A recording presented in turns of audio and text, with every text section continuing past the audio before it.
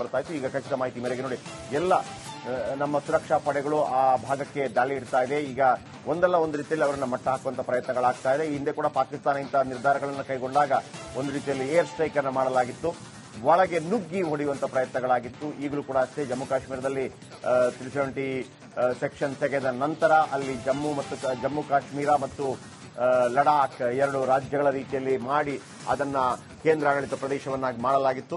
ವಿಶೇಷವಾಗಿ ಅಲ್ಲಿ ತನಕ ಇದು ಈಗ ಶಿವಮೊಗ್ಗ ನಗರ ಎಂಎಲ್ಎ ಅವರ ಮನೆಗೆ ಭೇಟಿ ಕೊಡ್ತಾ ಇರುವಂತಹ ದೃಶ್ಯಾವಳಿಗಳನ್ನು ನೀವು ಗಮನಿಸ್ತಾ ಇದ್ದೀರಿ. ಶಿವಮೊಗ್ಗ ನಗರದಲ್ಲಿ ನಡೆದಿರುವಂತದ್ದು ಶಾಸಕರು ಅಲ್ಲಿಗೆ ಭೇಟಿಯನ್ನು ಕೊಟ್ಟಿದ್ದಾರೆ, ಮಾಹಿತಿಯನ್ನು ಕಲೆ ಹಾಕ್ತಾ ಇದ್ದಾರೆ, ಅವರ ಮನೆಗೆ ಭೇಟಿಯನ್ನು ಕೊಟ್ಟಿದ್ದಾರೆ. ಕಾಶ್ಮೀರದಲ್ಲಿ ಹಿಂದೂಗಳ ನರಮೇಧ 20 ವರ್ಷಗಳ ನಂತರ ನಡೀತಾ ಇರುವಂತಹ ಅತಿ ದೊಡ್ಡ ಅಟ್ಯಾಕ್ ಅಂತ ಹೇಳಲಾಗ್ತಾ ಇದೆ. ಹಿಂದೂಗಳನ್ನೇ ಟಾರ್ಗೆಟ್ ಮಾಡಿದ್ರ ಉಗ್ರರು ಅಂತ ಹೇಳಿ ಮಾಡಿದ್ದಾರೆ ಕೂಡ. ಕಾಶ್ಮೀರದಲ್ಲಿ ಪ್ರವಾಸಿಗರಿಗೆ ನರಕ ದರ್ಶನವಾಗಿದೆ. ಹೆಸರು ಹೇಳಿ ಧರ್ಮ ಹೇಳಿ ಅವರನ್ನು ಹೊಡೆದ್ರು ಅನ್ನುವಂಥದ್ದು ಕಾಶ್ಮೀರದ ಇತಿಹಾಸದಲ್ಲಿ ಕಲ್ಲು ಕೇಳಿರುವಂತಹ ಅತಿ ದೊಡ್ಡ ಒಂದು ಅಟ್ಯಾಕ್ ಆಗಿದೆ. 20 ವರ್ಷದ ಇತಿಹಾಸದಲ್ಲಿ ಅತಿ ದೊಡ್ಡ ದಾಳಿ ಇದಾಗಿದೆ. ಕಾಶ್ಮೀರದಲ್ಲಿ ಹಿಂದೂಗಳ ನರಮೇಧ ಅನ್ನುವಂಥ ಮಾಹಿತಿಗಳು ಬರ್ತಾ ಇದೆ.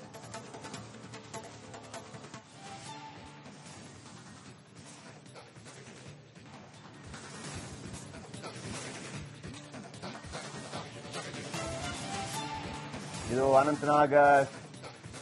ಕಾಶ್ಮೀರದ ಅನಂತನಾಗ್ನಲ್ಲಿ ಯಾರೆಲ್ಲ ಗಾಯಗೊಂಡಿದ್ದಾರೆ, ಐ ಥಿಂಕ್ ಸೋ, ಬಹುಶಃ ಅವರನ್ನ ನೋಡಿ ಅನಂತನಾಗ್ ಆಸ್ಪತ್ರೆಯಲ್ಲಿ ಅವರಿಗೆ ಚಿಕಿತ್ಸೆಯನ್ನು ನೀಡಲಾಗ್ತಾ ಇದೆ. ಅನೇಕರು ಗಾಯಗೊಂಡಿದ್ದಾರೆ. ಅದರ ದೃಶ್ಯಾವಳಿಗಳನ್ನು ನೀವು ನೋಡ್ತಾ ಇದ್ರಿ. ಪಹಲ್ಗಾಮ್ನ ಜಮ್ಮು ಕಾಶ್ಮೀರದಲ್ಲಿ ಪ್ರವಾಸಿಗರನ್ನ ಗುರಿಯಾಗಿಟ್ಟು ಉಗ್ರರ ದಾಳಿ.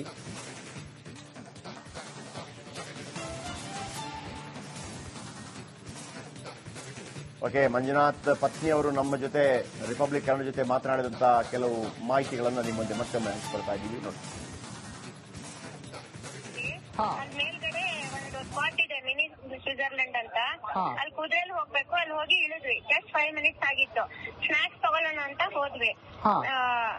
ನನ್ನ ಗಂಡ ಇದನ್ನ ಸ್ನಾಕ್ಸ್ ಆರ್ಡರ್ ಮಾಡಕ್ಕೆ ಅಂತ ಈಚೆ ಹೋದ್ರು.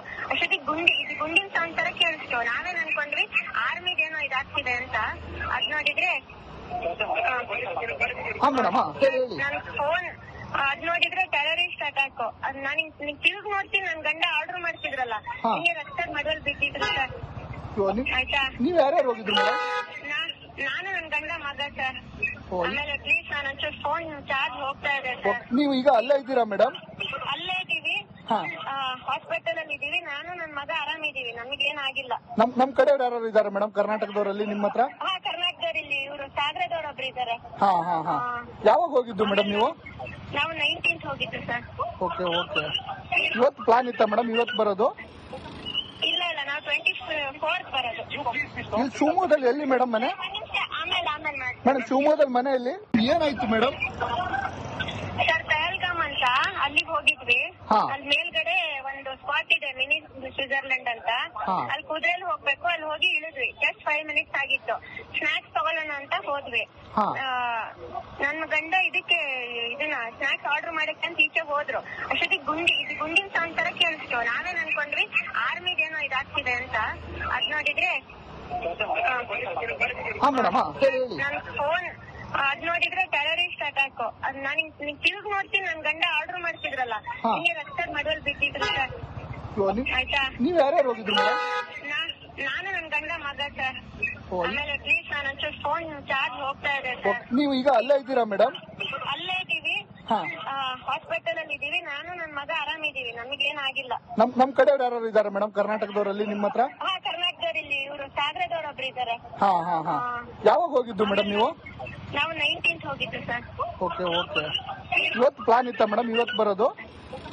ಇಲ್ಲ, ನಾವು 24th ಬರೋದು. ಇಲ್ಲಿ ಶಿವಮೊಗ್ಗದಲ್ಲಿ ಎಲ್ಲಿ ಮೇಡಮ್ ಮನೆ? ಆಮೇಲೆ ಮೇಡಮ್ ಶಿವಮೊಗ್ಗದಲ್ಲಿ ಮನೆಯಲ್ಲಿ ಏನಾಯ್ತು ಮೇಡಮ್? ಸರ್ ಪಹಲ್ಗಾಮ್ ಅಂತ ಅಲ್ಲಿಗೆ ಹೋಗಿದ್ವಿ. ಅಲ್ಲಿ ಮೇಲ್ಗಡೆ ಒಂದು ಸ್ಪಾಟ್ ಇದೆ, ಮಿನಿ ಸ್ವಿಟ್ಜರ್ಲೆಂಡ್ ಅಂತ. ಅಲ್ಲಿ ಕುದುರೆಯಲ್ಲಿ ಹೋಗ್ಬೇಕು, ಅಲ್ಲಿ ಹೋಗಿ ಇಳಿದ್ವಿ. ಜಸ್ಟ್ 5 ಮಿನಿಟ್ಸ್ ಆಗಿತ್ತು. ಬರ್ತಾ ಇತ್ತು. ಈಗ ಖಚಿತ ಮಾಹಿತಿ ಮೇರೆಗೆ ನೋಡಿ ಎಲ್ಲ ನಮ್ಮ ಸುರಕ್ಷಾ ಪಡೆಗಳು ಆ ಭಾಗಕ್ಕೆ ದಾಳಿ ಇಡ್ತಾ ಇದೆ. ಈಗ ಒಂದಲ್ಲ ಒಂದು ರೀತಿಯಲ್ಲಿ ಅವರನ್ನ ಮಟ್ಟ ಹಾಕುವಂತ ಪ್ರಯತ್ನಗಳಾಗ್ತಾ ಇದೆ. ಈ ಹಿಂದೆ ಕೂಡ ಪಾಕಿಸ್ತಾನ ಇಂತಹ ನಿರ್ಧಾರಗಳನ್ನು ಕೈಗೊಂಡಾಗ ಒಂದು ರೀತಿಯಲ್ಲಿ ಏರ್ ಸ್ಟ್ರೈಕ್ ಅನ್ನು ಮಾಡಲಾಗಿತ್ತು, ಒಳಗೆ ನುಗ್ಗಿ ಹೊಡೆಯುವಂತ ಪ್ರಯತ್ನಗಳಾಗಿತ್ತು. ಈಗಲೂ ಕೂಡ ಅಷ್ಟೇ ಜಮ್ಮು ಕಾಶ್ಮೀರದಲ್ಲಿ 370 ಸೆಕ್ಷನ್ ತೆಗೆದ ನಂತರ ಅಲ್ಲಿ ಜಮ್ಮು ಕಾಶ್ಮೀರ ಮತ್ತು ಲಡಾಖ್ ಎರಡು ರಾಜ್ಯಗಳ ರೀತಿಯಲ್ಲಿ ಮಾಡಿ ಅದನ್ನ ಕೇಂದ್ರಾಡಳಿತ ಪ್ರದೇಶವನ್ನಾಗಿ ಮಾಡಲಾಗಿತ್ತು.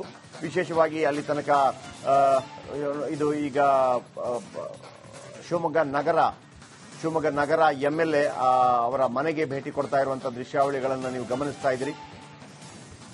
ಶಿವಮೊಗ್ಗ ನಗರದಲ್ಲಿ ನಡೆದಿರುವಂತದ್ದು. ಶಾಸಕರು ಅಲ್ಲಿಗೆ ಭೇಟಿಯನ್ನು ಕೊಟ್ಟಿದ್ದಾರೆ, ಮಾಹಿತಿಯನ್ನು ಕಲೆ ಹಾಕ್ತಾ ಇದ್ದಾರೆ, ಅವರ ಮನೆಗೆ ಭೇಟಿಯನ್ನು ಕೊಟ್ಟಿದ್ದಾರೆ. ಕಾಶ್ಮೀರದಲ್ಲಿ ಹಿಂದೂಗಳ ನರಮೇಧ 20 ವರ್ಷಗಳ ನಂತರ ನಡೀತಾ ಇರುವಂತಹ ಅತಿ ದೊಡ್ಡ ಅಟ್ಯಾಕ್ ಅಂತ ಹೇಳಲಾಗ್ತಾ ಇದೆ. ಹಿಂದೂಗಳನ್ನೇ ಟಾರ್ಗೆಟ್ ಮಾಡಿದ್ರ ಉಗ್ರರು ಅಂತ ಹೇಳಿ ಮಾಡಿದ್ದಾರೆ ಕೂಡ. ಕಾಶ್ಮೀರದಲ್ಲಿ ಪ್ರವಾಸಿಗರಿಗೆ ನರಕ ದರ್ಶನವಾಗಿದೆ. ಹೆಸರು ಹೇಳಿ ಧರ್ಮ ಹೇಳಿ ಅವರನ್ನು ಹೊಡೆದ್ರು ಅನ್ನುವಂಥದ್ದು ಕಾಶ್ಮೀರದ ಇತಿಹಾಸದಲ್ಲಿ ಕಲ್ಲು ಕೇಳಿರುವಂತಹ ಅತಿ ದೊಡ್ಡ ಒಂದು ಅಟ್ಯಾಕ್ ಆಗಿದೆ. 20 ವರ್ಷದ ಇತಿಹಾಸದಲ್ಲಿ ಅತಿ ದೊಡ್ಡ ದಾಳಿ ಇದಾಗಿದೆ. ಕಾಶ್ಮೀರದಲ್ಲಿ ಹಿಂದೂಗಳ ನರಮೇಧ ಅನ್ನುವಂಥ ಮಾಹಿತಿಗಳು ಬರ್ತಾ ಇದೆ.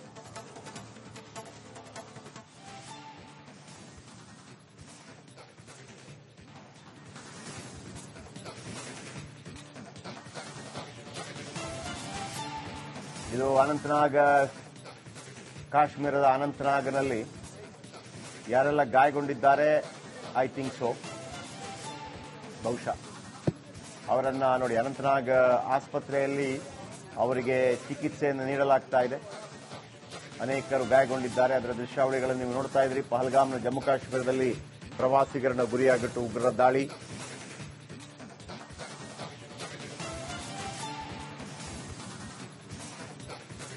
ಓಕೆ, ಮಂಜುನಾಥ್ ಪತ್ನಿಯವರು ನಮ್ಮ ಜೊತೆ ರಿಪಬ್ಲಿಕ್ ಕನ್ನಡ ಜೊತೆ ಮಾತನಾಡಿದಂತ ಕೆಲವು ಮಾಹಿತಿಗಳನ್ನು ನಿಮ್ಮ ಮುಂದೆ ಮತ್ತೊಮ್ಮೆ ಹಂಚಿಕೊಳ್ತಾ ಇದ್ದೀವಿ. ನೋಡಿ,